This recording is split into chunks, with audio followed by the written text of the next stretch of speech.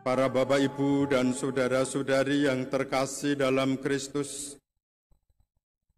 pada kesempatan ini rasanya bagi saya suatu luapan rasa rindu sejak tanggal 20 Maret yang lalu kita tidak lagi bersama-sama misa di gereja. Setiap kali saya misa di ruang doa pastoran dan tetap mendoakan saudara semua dari ruang doa itu serta memberkati. Sekarang ini kita bisa menyapa dalam peran Ekaristi ini, dan pada kesempatan ini kita bersama-sama merayakan pesta cinta kasih. Kita masuk dalam Hari Suci yang kita awali dengan Hari Kamis Putih ini. Dengan harapan Anda semua tetap bahagia, sehat dalam situasi ini di rumah Anda masing-masing. Apa yang kita buat pada malam hari ini dalam peran Ekaristi ini adalah kita mengawali yang disebut Hari Suci itu. Dan pada kesempatan ini kita mengenang pada Hari Kamis Putih adalah suatu kegiatan kasih. Utamanya adalah kasih. Dan kasih itu merupakan atau semacam suatu kesimpulan dari semua yang diajarkan Tuhan Yesus, ajaran cinta kasih. Tidak ada orang yang hidup tanpa kasih. Baik dari anak kecil sampai orang yang sudah hampir sowan Gusti, tetap bagaimana merasakan pentingnya cinta kasih itu. Pernah saya matur, kasih itu seperti suatu siraman, dan kalau orang tidak mendapatkan kasih, bagaikan tumbuhan yang tidak tersirami, layu, tampak lesu, dan tak berseri. Mati pun tak hendak, mati pun tak mau. Saudara-saudara, kalau disampaikan begini dulu ada yang menyampaikan, bagaikan tumbuhan tak pernah tersirami, layu, tampak lesu, dan tak berseri. Hidup pun tak hendak, mati pun tak mau. Bagiku cinta segala-galanya.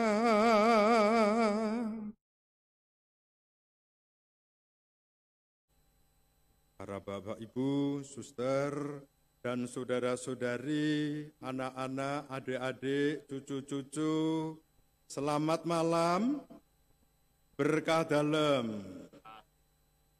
Halo. Halo. Apakah Anda melihat saya? Senang sekali kalau malam hari ini kita bisa berkumpul dalam satu kebersamaan dalam perayaan Ekaristi ini.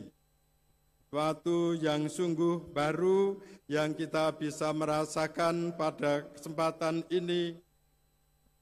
Dan pada malam hari ini saya mengajak untuk merenungkan bersama Kristus kita bangkit menjadi orang Katolik yang transformatif sesuai dengan tema APP kita pada tahun ini. Kalau Tuhan Yesus sudah memberikan contoh cinta kasih-Nya secara tuntas sehabis-habisnya untuk keselamatan kita, untuk kebahagiaan orang lain, apa yang sudah kita perbuat? Para Bapak, Ibu, Saudara-saudari yang terkasih dalam Kristus, menyadari semuanya ini kita sungguh bersyukur atas Yesus Kristus Tuhan kita yang kita rayakan pada malam ini. Tuhan Yesus tidak hanya bisa mati, tetapi bangkit kembali. Artinya Tuhan tidak kalah, tetapi Tuhan Yesus mengalah. Dan setelah itu menjadi nyata. Dasar dari keselamatan kita, dasar iman kita adalah mati bersama Kristus, bangkit bersama Kristus. Dan inilah yang kita syukuri pada malam hari ini. Maka sebagai penutup, marilah kita selalu bersyukur kepada Tuhan. Kita hayati dalam kehidupan sehari-hari. Jiwa kita selalu memuji, meluhurkan Tuhan. Maka jiwaku pun memuji-Mu. Sungguh besar Kau Allahku. Maka jiwaku pun memuji-Mu. Sungguh besar Kau Allahku. Ya Tuhanku, apabila ku renungkan pemberian-Mu dalam penebus, ku tertegun bagiku dicurahkan oleh putra-Mu, darahnya kudus. Maka jiwaku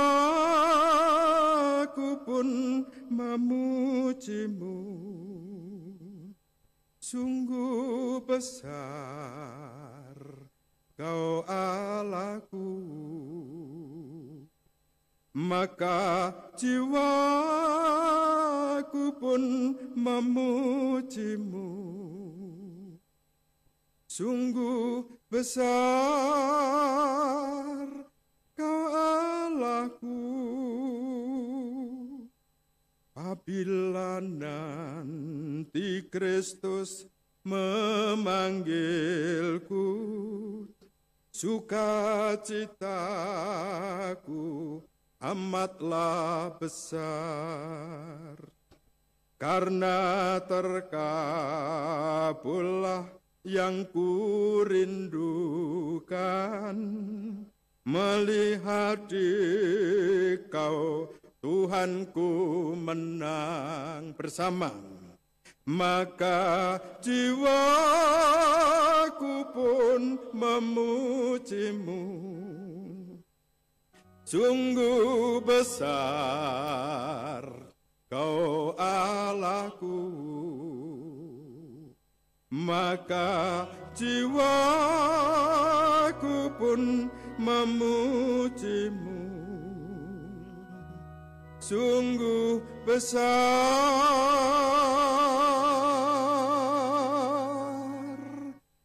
Kau Allahku.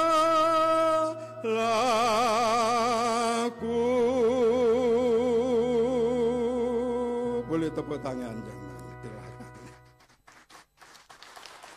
Ini benar suatu malam yang penuh sukacita.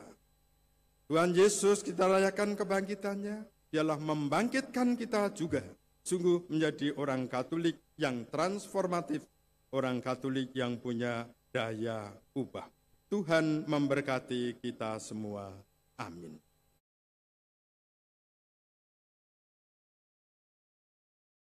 Para Bapak, Ibu, Suster, dan saudara-saudari, anak cucu yang terkasih dalam Kristus, sekali lagi selamat sore. Selamat sore. Berkah dalam. Berkah dalam.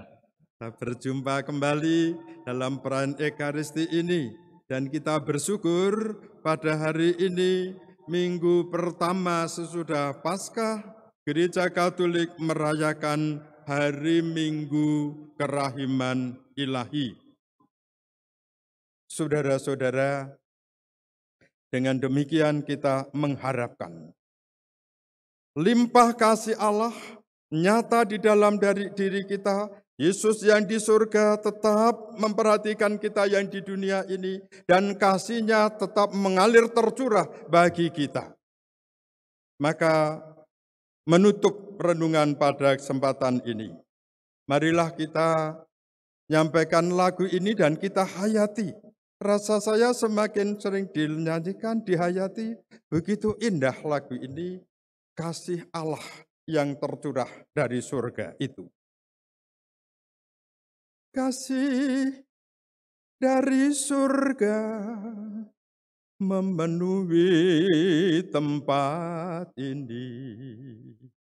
Kasih dari Bapa surgawi, kasih dari Yesus mengalir di hatiku, membuat damai di hidupku. Mengalir kasih dari tempat tinggi,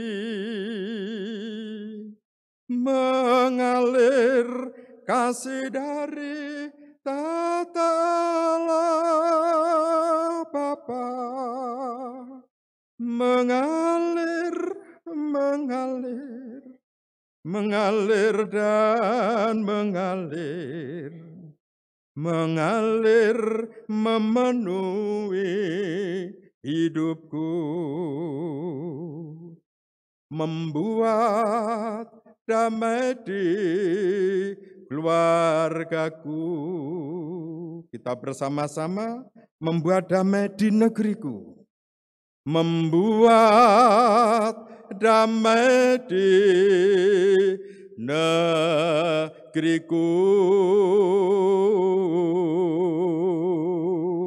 Sana-sana mau tepuk tangan, silakan. Kita bersyukur. Tuhan sudah mengalirkan kasih-Nya kepada kita, membuat damai, mengusir segala sakit dan penyakit. Ada yang mengatakan, masih ingat ini siapa yang mengatakan perjalanan ini terasa sangat menyedihkan? Perjalanan ini terasa sangat menyedihkan. Sayang engkau tak duduk di sampingku kawan. Banyak cerita apa banyak derita? Banyak cerita yang mestinya kau saksikan. Di tanah kering berbatuhan. Oh, itu ngeruguh apa orang ini?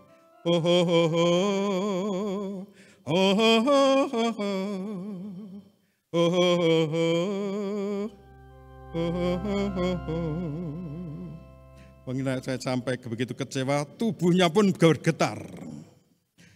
Tubuhku terguncang, dihempas batu jalanan. Hati tergetar, menambah kering rerumputan. Perjalanan ini pun seperti jadi saksi. Gembala kecil menangis sedih.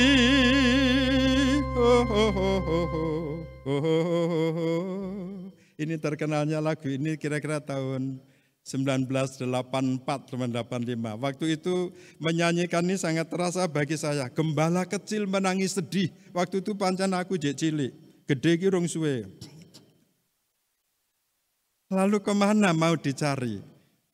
Kawan coba dengar apa jawabnya. Ketika ya ku tanya mengapa, bapak ibunya telah lama mati, ditelan bencana tanah ini. Mungkin kalau sekarang ditelan bencana corona ini. Lalu tanya kepada siapa?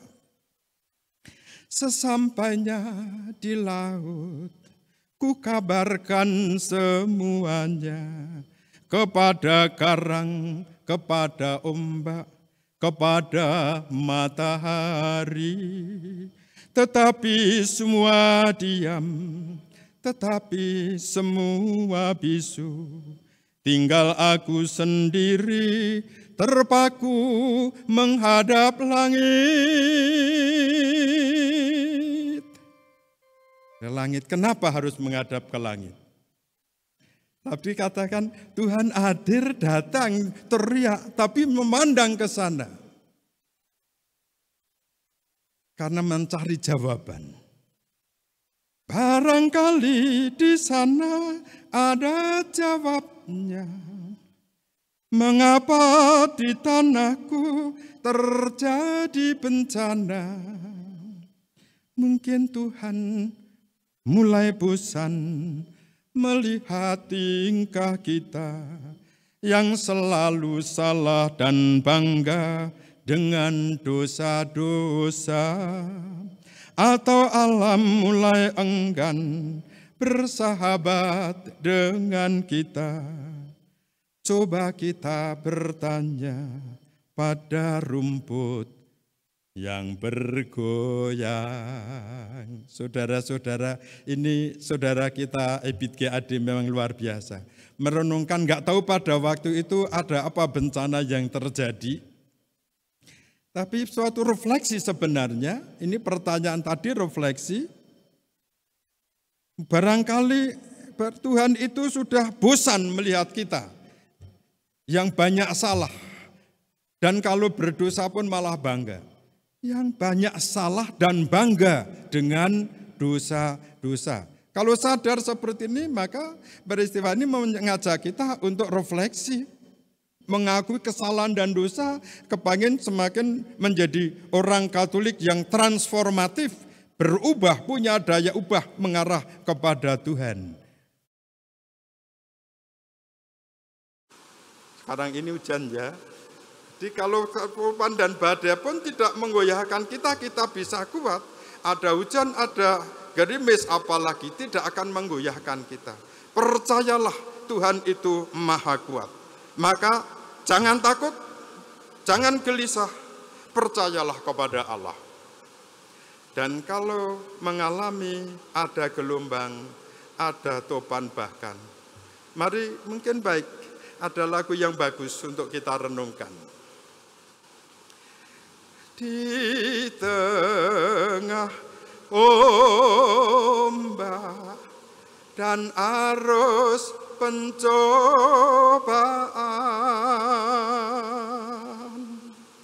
hampir terhilang tujuan arah hidupku.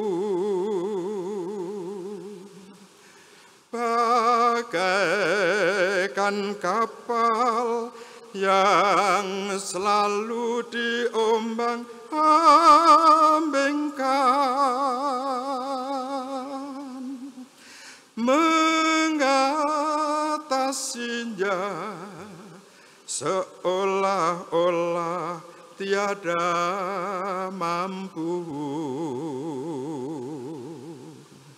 Yesus perhatikan kehidupan setiap orang yang sudah rusak, dibetulkan dengan penuh kasih sayang. Yesus perhatikan tiap tetesan air mata. Dia mengenal hatimu yang penuh penyesalan dosa. Kita bersama, dia mengenal hatimu. Dia mengenal hatimu yang penuh penyesalan dosa. Kalau kita dalam perjalanan merasa kadang jatuh, mengalami topan dan badai, alami itu. Tapi jangan lupa, kita percaya Tuhan beserta kita. Dan mengakhiri homili ini, saya panggilkan Romo Parso untuk menyanyikan sebuah lagu. Suaranya yang merdu mendayu, kentul-kentul katanya suaranya. Mari kita nikmati, saya juga hanya akan menikmati daripada mengganggu.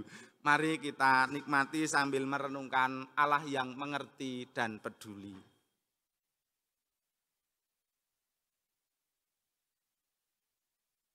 Romo, Bapak, Ibu, dan saudara-saudari yang terkasih dalam Kristus, saya tidak akan menambah khotbah tetapi meneguhkan dari apa yang disampaikan oleh Romo Tony, bahwa Tuhan tidak akan membiarkan kita bergumul seorang diri, tetapi Allah yang mengerti dan peduli.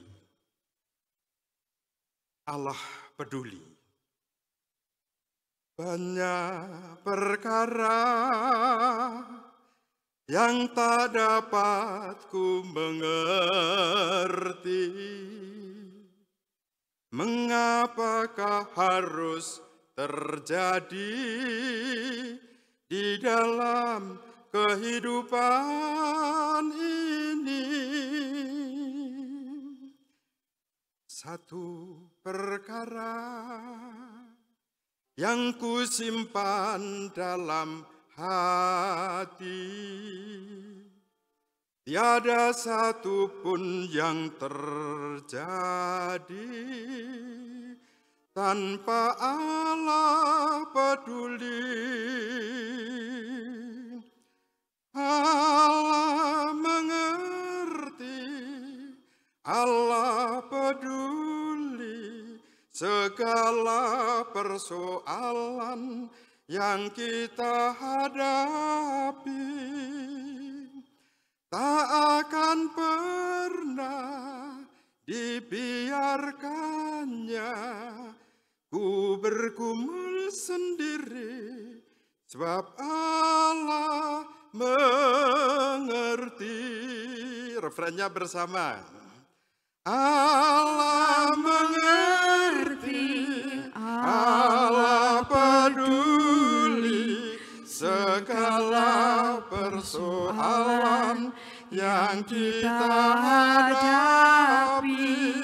Takkan pernah dibiarkannya ku bergumul sendiri, sebab Allah mengerti.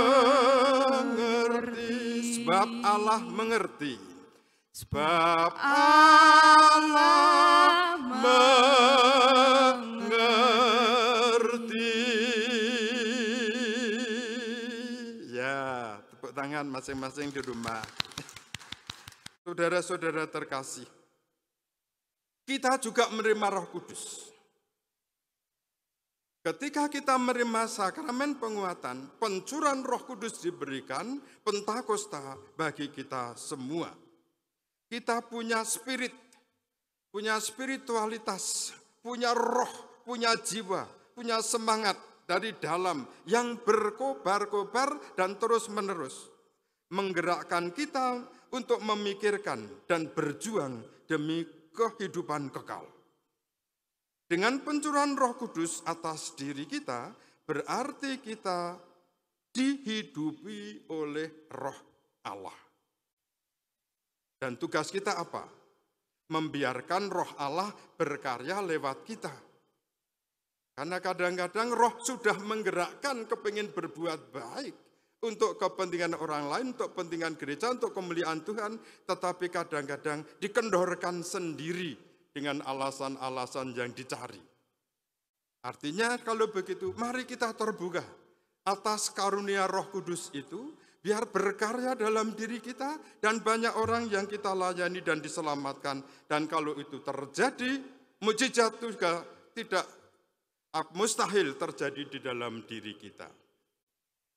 Bagi kita umat Katolik Kristus Raja semesta alam, saya percaya setiap kali melihat gedung pastoral dan gedung gereja ini, akan semakin percaya bahwa Allah hadir dan berkarya. Setiap prasasti ditulis, Keraton dalem mugar rawa, kersa dalem kalampah ono. Datanglah kerajaanmu, jadilah kehendakmu. Ini yang kita mohon. Tapi Tuhan yang hadir, meraja, datang, ini berkarya lewat kita. Banyak orang yang membantu kita bersyukur. Setiap kali melihat gedung ini tidak bisa untuk tidak bersyukur pada Tuhan lewat donatur-donatur yang telah dikirimkan Tuhan kepada kita. Setiap hari saya berdoa untuk mereka dan seluruh keluarganya serta usaha-usahanya. Dan lewat mereka juga mujizat terjadi. Saudara-saudara kira-kira ngandel awake dhewe iso ora ya bangun ki ya. Ini kalau begitu, ini bukan sekedar bangunan, tetapi selalu mengingatkan kepada kita bagaimana Allah yang hadir, meraja, berkarya lewat banyak orang dan dalam diri kita. Amin. Dan kalau begitu, Roh Allah hadir, mujizat itu menjadi nyata. Apa yang bagi kita mustahil, bagi Tuhan tidak ada yang mustahil. Selalu bisa terjadi seperti yang kita hayati di sini. Maka seperti biasa sebagai penutup, mungkin tidak ditagih. Mujizat itu nyata. Tak terbatas kuasa-Mu, Tuhan. Semua dapat Kau lakukan.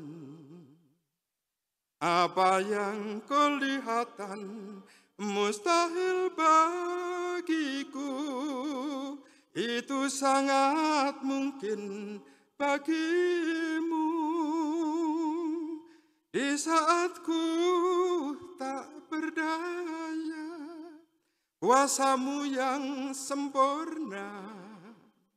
Ketika ku percaya, mujizat itu nyata, bukan karena kekuatan, namun Roh-Mu ya Tuhan. Ketika ku berdoa, ketika ku berdoa,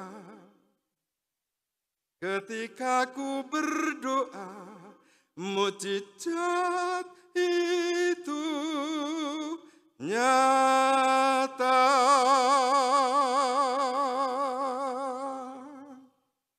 Ya, terima kasih. Baik. Mujizat itu nyata. Mari kita membuka hati, membiarkan Roh Kudus berkarya dalam diri kita, dan mujizat itu nyata. Tuhan memberkati kita semua. Amin.